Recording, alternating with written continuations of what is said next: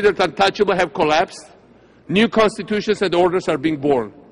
An entire region and culture derogatorily labeled as unfit for democracy by some people in more developed countries has given the very world, and including the developed world, a lesson in freedom. Such historical eruptions always come as a surprise. They require from us all this radical astonishment that Aristotle considered as the very beginning of philosophy, the first step towards true wisdom, a radical emancipation from our prejudices and dogmas. Very few predicted the revolutions that swept across Eastern and Central Europe in 1989, of the colored revolutions that followed 15 years later. And even fewer predicted Tunis, Cairo, Benghazi and Tripoli. The popular call for freedom that has shaken the world in 2011 is the best, most definitive answer to the hatred that motivated the attacks against this very city.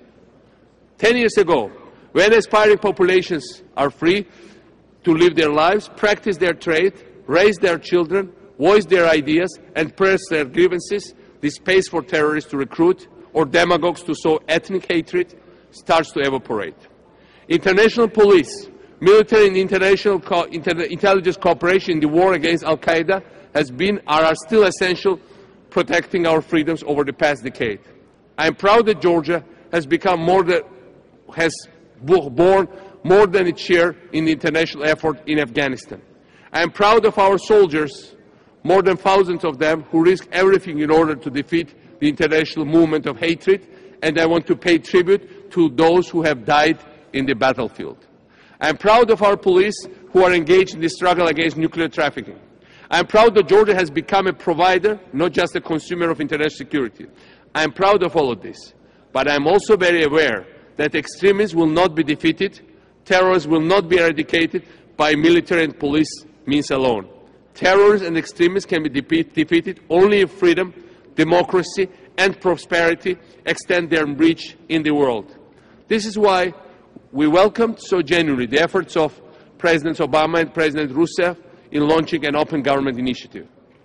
The world has to respond to the universal call for freedom and justice, and only a coordinated response to this call can guarantee our common long-term security. Georgia is really, once again, willing to take more than its share in the international effort. Our experience of radical, post-revolutionary transition over the post-8 years could well be useful for the newly liberated lands. In 2003, we were a totally failed state, a dying economy, a country destroyed by corruption and authoritarian structures. In 2003, a peaceful popular revolution brought to power a young team of reformers. From one day to the next, we were in charge of a fragile country in a totally hostile geopolitical environment. We discovered quickly that the slogans, roses, flags, and other tools we used as opposition and civil society leaders would no longer suffice. We discovered, in fact, that revolutions are not only and not even mainly about the crowds gathering in the streets, that they consist essentially in the long and difficult process of reform that follows, the uprising. This is the main challenge that Tunisia, Egypt or Libya now face. The uplifting images of people celebrating liberation in Tahrir Square or Libyan citizens dancing in Muammar Gaddafi's palaces are already in the past. The successes of those revolutions will depend on what happens after the legions of reporters from CNN, BBC and Al Jazeera have left. This is precisely the moment when our Georgian experience, successes and shortcomings would prove useful. Of course, we hardly succeeded in anything, and we made our mistakes. But we also had astonishing results. In the aftermath of those revolutions, we fired our entire police force, the 100% of policemen. Georgia lived for 3 months without a single policeman. Amazingly, during this very period, the crime rates went down dramatically. Why? Not only because the police was responsible in large part of our crime rate, but also that there was a shared feeling that our citizens finally had a stake and they were living actors in a very specific moment of our nation's history. A moment when everything seems possible, when values become the basis of politics, when you have the feeling of inventing your own future. This feeling is the true engine of history and our best ally against extremists. But it is a fragile feeling and it has to be nurtured and sustained. In Georgia, we managed to keep this feeling alive until now by permanent process of reform with clear benchmarks. Thanks to radical changes in our police force, customs, tax service, bureaucratic structures, and thanks to the widespread feeling among people that they own this transformation, we have made greatest progress on Transparency International Corruption Index since 2003 than any other state in the world. We are second or third least corrupt state in Europe, according to EBRD survey. We have built a highly favorable investment climate based on efficiency, transparency, and the rule of law. As a result, we are now ranked as one of the easiest places in the world to do business. World Bank ranked Georgia based on 5 years record as world's #1 economic reformer. No other country has progressed in that 5 years period as we did. And we are #1 place in Eastern and Central Europe in terms of doing business. As I said, one of the easiest places in the world. The 2011 EBRD survey on countries in transition singles out Georgia as the most successful country in our region in terms of institution building, on par with developed European countries. There is still a lot to be done, obviously, and we are more committed than ever to pursuing our path of reforms, to continue to build our democracy, even as the barrels of hostile tanks point at us just 40 kilometers away from our capital. Of course, the path of efficient democratic government is difficult, but it is the only path. Of course, people will be impatient and disappointed, but there is no alternative to the success of this call for freedom. This is why it's so important to support this call and to deter those who want to suppress it.